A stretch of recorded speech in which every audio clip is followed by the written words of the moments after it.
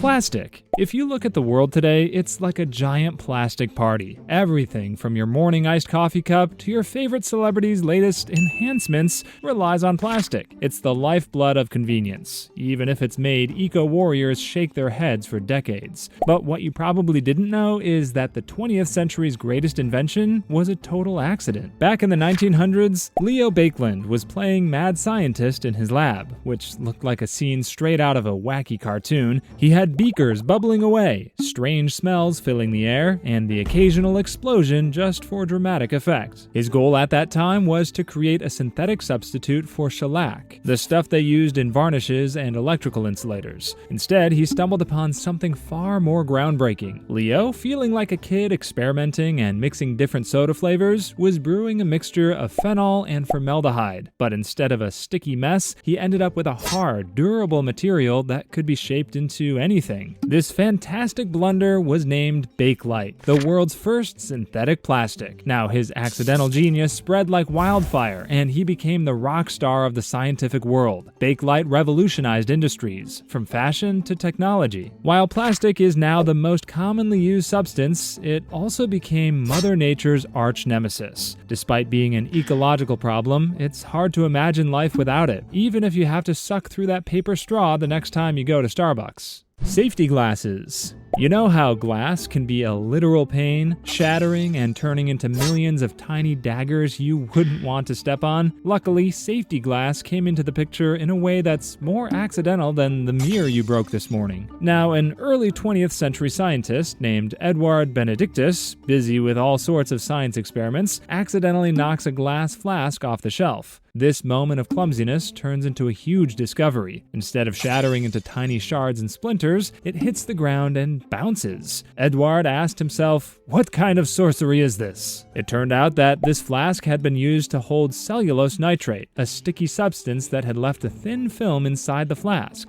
Instead of breaking it, the glass cracked, but held together. The scientist realized he might be onto something, quickly abandoning whatever experiment he was working on to focus on this accidental marvel. After a few more drops, crashes, and many lab assistants sweeping the floor, he finally perfected the process, creating a glass sandwich made of glass and cellulose nitrate layers. It doesn't shatter upon impact, as it became the foundation of the safety glass, an invention that found its way into car windshields. In a twist of irony, an accident became why road accidents don't injure or kill as many people as they once did. Velcro. The discovery of Velcro is proof that you can use any sticky situation to your advantage, turning it into a billion-dollar discovery that changed the world. It all started with an engineer named George de Mestral, who went on an adventure in the mountains with his trusty dog. After George and his dog stumbled home from their hike, looking like a walking cactus convention, he grumbled as he plucked burrs, those tiny things that stick to your clothes, from every nook and cranny. Every step was a prickly reminder of nature's clingiest creation. Peering at them through his microscope, he discovered these little buggers had hooks finer than a pickpocket's fingers,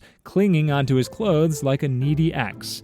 Inspired, or perhaps just annoyed enough, by their tenacity, George dove headfirst into the wild world of DIY inventions. He tried everything from sticky to duct tape, each attempt failing to get the desired results. But after more trials than a courtroom drama, he cracked the code and invented Velcro. Soon enough, it became the fashion world's darling, holding together everything from kids' shoes to astronaut suits. And sometimes, it's literally the little things that stick with you that make the biggest impact. Sacarin. It's 1879 and you're Konstantin Fahlberg, a chemist knee-deep in a lab full of bubbling potions and mysterious substances. Your stomach, like an impatient toddler, starts grumbling louder than a thunderstorm. You heed the call and rush to the kitchen, forgetting that your hands are covered in chemical goo. Normally, this would be a recipe for disaster, but today it's the recipe for Sacarin. Now, mid-bite into your sandwich, you notice something bizarre. Your lunch tastes like it was dipped in a vat vat of candy. This made you doubt if you used sugar instead of salt on your chicken. Nope, turns out your hands were coated in a mysterious substance from the lab. That mystery substance is saccharin, the sweet stuff dreams are made of. Instead of freaking out, Konstantin channeled his inner mad scientist and started experimenting, discovering that saccharin is a mind-blowing 300 times sweeter than sugar and it's calorie-free. He started documenting his findings and conducting more tests, ensuring saccharin is sweet and safe. Word spreads, and soon saccharin is the talk of the scientific town. Konstantin just created the ultimate guilt-free delight. Diet sodas, low-calorie desserts, and ecstatic dieters owe you a huge thank you. Even bodybuilders can sip soda without sacrificing their six-packs. This accident kicked off a sweet revolution in food science, leading to endless innovations in sweeteners and diet goodies. It was all because a scientist forgot to wash his hands. Postit Notes. The discovery of Postit Notes will make you see that there's always a way to turn around a not-so-sticky predicament into a helpful discovery. Decades after its accidental invention, Postit Notes can be seen everywhere, from boards full of reminders to kick-me notes you stuck on your friend's back. It all started with Spencer Silver's mission to create something opposite to what he really got back in the 1960s. Silver was trying to create a strong adhesive that could become stickier than your clingy ex. Instead, he had a weak adhesive that stuck lightly to surfaces,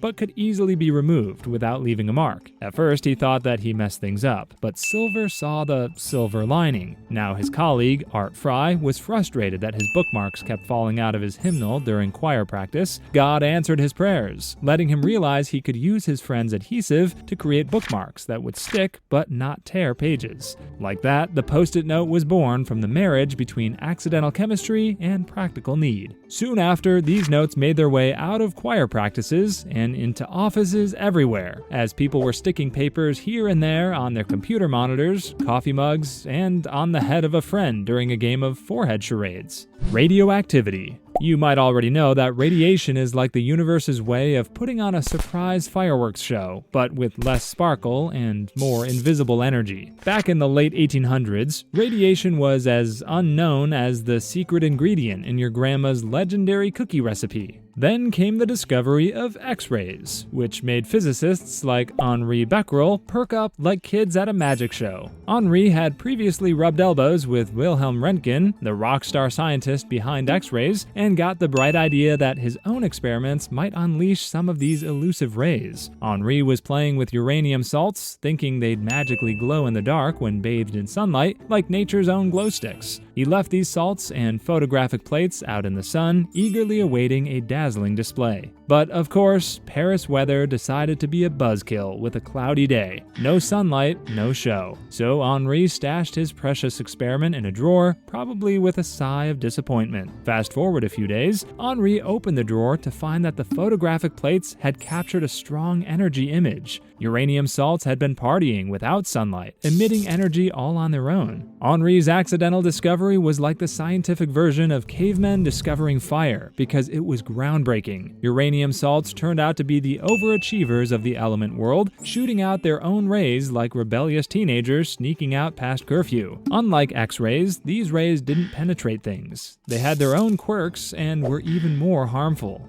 Fireworks. You know the fireworks as the explosion of joy you see in celebrations worldwide, but you probably don't know that its discovery was an accidental explosion of genius thousands of years ago. It's ancient China, and an alchemist who fancied himself a future immortal was busy mixing compounds. He thought he was onto the secret to eternal life, but his approach was more, throw everything in and see what happens, than scientific method. So he mixed charcoal, saltpeter, and sulfur, creating black powder, the stuff that goes kaboom when you light it on fire. Instead of an elixir for immortality, he ended up with a potential recipe for instant mortality. Knowing they'd created something explosive, the Chinese stored this black powder in bamboo tubes. One cold winter night, someone decided to light up the fireplace, and following Murphy's Law, anything that can go wrong will go wrong. They accidentally tossed one of those black powder-filled bamboo tubes into the flames. The sky burst into a kaleidoscope of colors.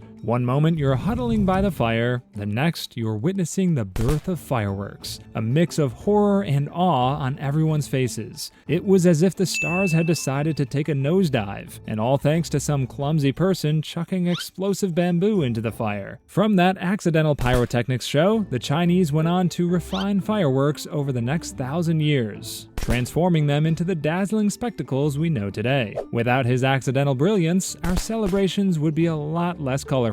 Chewing gum. If you're craving a sweet or minty treat to keep your mouth busy until the next meal, pop a piece of chewing gum. But here's a twist: this refreshing staple was never actually invented on purpose. It was more like the result of one man's epic tire-related frustration. Back in the mid-1800s, there was a fellow named Thomas Adams. He dreamt of becoming the next big tire tycoon, convinced he could revolutionize the market with his genius inventions. So instead of using the traditional form of rubber, he decided to get creative. Thomas got his hands on a giant lump of chicle, a natural gum from the sapodilla tree in Mexico. Believing he could use this as a substitute for rubber, Thomas went to work, sure that chicle would revolutionize the tire industry. However, despite his best efforts, Thomas couldn't turn chicle into anything close to traditional rubber. He boiled it, stretched it, mixed it with all sorts of chemicals, but all he got was a bouncy substance that was more like an overgrown, stretchier version of Play-Doh. Probably out of sheer frustration, Thomas stuffed some chicle into his mouth. As he chewed away at the rubbery blob, he discovered it was oddly enjoyable. It was chewy enough to keep his mouth entertained, without sticking to his teeth or sliding down his throat. Naturally, the next logical step was to add some flavor. Thomas abandoned his tire dreams and focused on his new hobby, turning chicle into a delicious treat. He infused it with flavors like mint, sugar, and whatever else he could think of, and just like that, chewing gum was born, as Thomas Adams turned his failure into a flavor-packed success. If you're currently chewing gum and wondering if there are more quirky accidents in history, you can join our Discord to find out more. Kevlar.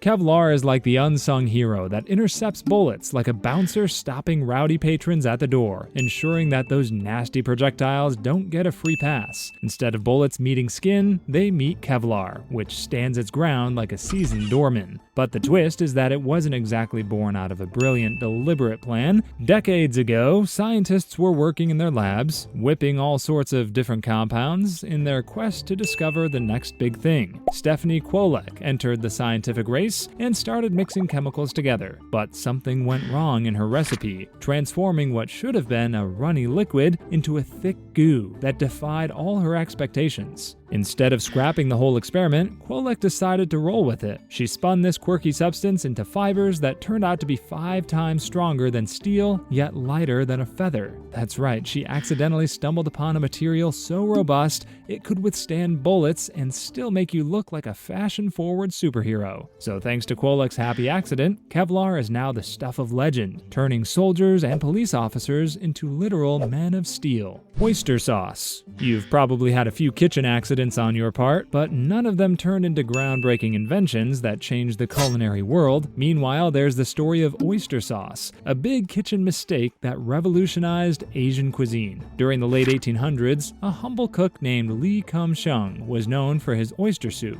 It was a small stall, no different from the hot dog stands you see in your city, but Lee's soup was the talk of the town, and everyone was lining up for some of that oyster goodness because of the aroma of that oyster broth. It had a scent that could make the most disciplined monk drool. One day, Lee was multitasking as he stirred his broth and served his customers. Amidst the hustle and bustle, he forgot about a pot of oyster soup on the stove. Hours passed, and what started as a savory soup was now a thick and caramelized liquid. Lee expected a culinary disaster, but this ruined broth turns out to be the perfect blend of sweet, savory, and umami taste of oyster. He started selling the sauce alongside his famous oyster soup. It quickly became a hit, surpassing the popularity of his soup. Now known as oyster sauce, this culinary accident can be seen in kitchens worldwide thanks to a busy and forgettable Chinese businessman hundreds of years ago. The Big Bang. No, we're not talking about your uncle's explosive farts. Instead, we're talking about the very object that created the universe. The Big Bang was discovered by radio astronomers Arno Penzias and Robert Wilson, but they didn't create the Big Bang, or else they would have been gods. Instead, they simply discovered its existence accidentally. It's 1964, and Penzias and Wilson are playing with their shiny horn antenna, believing it could help them learn more about the cosmos.